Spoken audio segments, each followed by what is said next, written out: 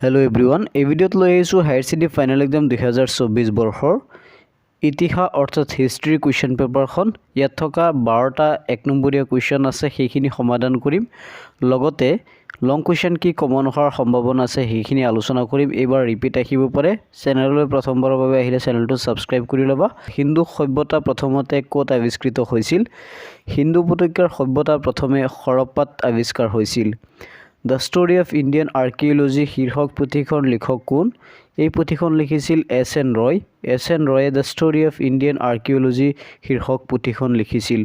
তাৰপিছত কোনজন গ্ৰীক ভ্ৰমণকাৰী চন্দ্ৰগুপ্ত মৌৰ্যৰ ৰাজসভালৈ আহিছিল? গ্ৰীক ভ্ৰমণকাৰী মেগাস্থনিছ চন্দ্ৰগুপ্ত মৌৰ্যৰ ৰাজসভালৈ আহিছিল। তাৰপিছত কুৱেশ্যনটো হৈছে কোনগৰাকী ভাৰতীয় লিখকে কন্তিও নিষাদী নামে চুটিগল্প ৰচনা কৰিছিল? এই চুটিগল্পটো ৰচনা কৰিছিল মহেশ চেতা দেৱীয়ে।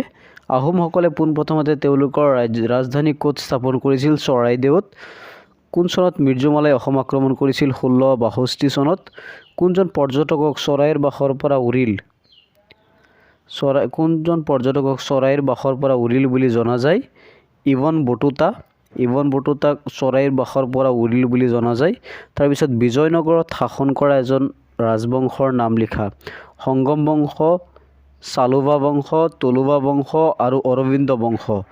এই 4টা বংশ আছে। এই 4টা বংশই বিজয়নগৰত শাসন কৰিছিল। সংগম বংশ, চালুবা বংশ, তুলুবা বংশ বা অৰবিন্দ বংশ।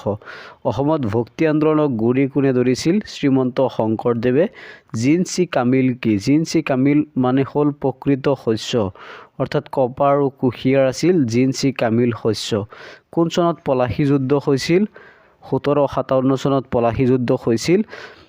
1857 চনৰ বিদ্ৰোহত প্ৰথম শ্বহীদজন কোন আছিল? মংগল পাণ্ডে। স্বাধীনতাৰ সময়ত ভাৰতৰ ভাইচৰয় কোন আছিল? Lord Mountbatten. ঔপনিৱেশিক ভাৰতৰ ব্যৱসায় কেন্দ্ৰ ক'ত আছিল? বৰ্তমান মুম্বাই। তাৰপিছত কোন চনত ভাৰতৰ ৰাজধানী কলিকতাৰ পৰা দিল্লীলৈ স্থানান্তৰিত কৰা হৈছিল? ভাৰতৰ ৰাজধানী 1911 চনত কলিকতাৰ পৰা দিল্লীলৈ স্থানান্তৰিত কৰা হৈছিল। এইখিনি আছিল 12টা 1 নম্বৰীয়া কুৱেশ্যন।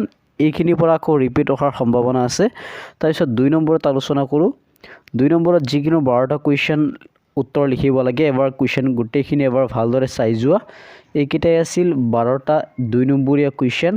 গোটেইখিনি চাই যোৱা। ইয়াৰ পৰা কিন্তু ৰিপিট অহাৰ সম্ভাৱনা আছে। 2-3টাতো গেৰাণ্টি ইয়াৰ পৰা আহিবই। তাৰপিছত 3 নম্বৰত আছে যিকোনো 4টা 10 নম্বৰীয়া কুৱেশ্যন। এই 10 নম্বৰীয়া কুৱেশ্যন কেইটা এবাৰ ভালকৈ চোৱা, কাৰণ এবাৰ চাই যোৱা, শিকি যোৱা, তেন্তে ডেফিনেটলি কমন পৰিলে তোমালোকে ফুল মাৰ্কছ পোৱাটো নিশ্চিত। ফাৰ্ষ্টত হৰপ্পা সভ্যতাৰ প্ৰথম কাৰণসমূহ আলোচনা কৰা। হৰপ্পা সভ্যতাৰ পতনৰ কাৰণসমূহ আলোচনা কৰা। 2 নম্বৰটো হৈছে মৌৰ্যসকলৰ ইতিহাস সমলসমূহৰ বিষয়ে এটি টোকা লিখা। তাৰপিছত স্তূপবোৰ কেনেকৈ আৰু কিয় নিৰ্মাণ কৰা হৈছিল আলোচনা কৰা। অসমত প্ৰথমলানি ব্ৰিটিছ বিৰোধী বিদ্ৰোহৰ বিষয়ে চমুকৈ আলোচনা কৰা। চুহুংমুং দিহিঙীয়া ৰজাৰ ৰাজত্বকালৰ বিষয়ে এটি চমু টোকা লিখিব লাগে। ভাৰতীয় জাতীয় ব্যৱস্থাৰ বিষয়ে আলবেৰুনীয় ব্যাখ্যা সম্পৰ্কে আলোচনা কৰা।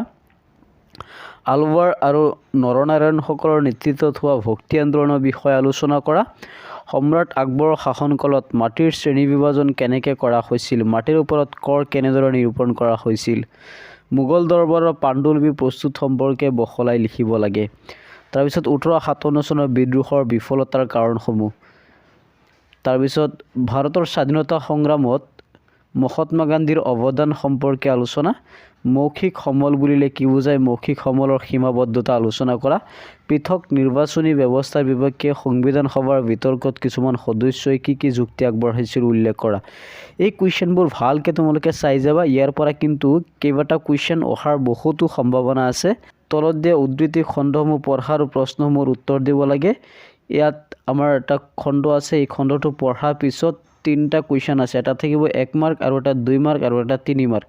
এই কুৱেশ্যনবিলাকৰ আনচাৰ কৰিব লাগে। বি নম্বৰতো এনেকুৱা পেছেজৰ নিচিনা এটা খণ্ড আছে। এইখিনি পঢ়ি কুৱেশ্যনবিলাকৰ আনচাৰ কৰিব লাগে। চি নম্বৰতো মানচিত্ৰৰ ওপৰত এটি কুৱেশ্যন দেখুওৱা এটা পেছেজৰ নিচিনা আছে, সেইটো পঢ়ি উত্তৰ কৰিব লাগে। 5 নম্বৰত আছে ভাৰতবৰ্ষৰ এখন মানচিত্ৰ আঁকি 3খন ৰাজধানী বহুৱাব লাগে বা আহিছিল? অৱধৰ যুদ্ধৰ ব্ৰিটিছ সাম্ৰাজ্যত চামিলকৰণৰ তাত বাস কৰা তালুকদাৰসকল কেনেকৈ ক্ষতিগ্ৰস্ত হৈছিল? এইখিনি আছিল ইতিহাস খণ্ডৰ কুৱেশ্যন পেপাৰখন। ভিডিঅ'টো চাই কেনেকুৱা পাইছে কমেণ্ট কৰি নিশ্চয় জনাবা। আজিৰ কাৰণে ইয়াতে সামৰিলোঁ। ধন্যবাদ।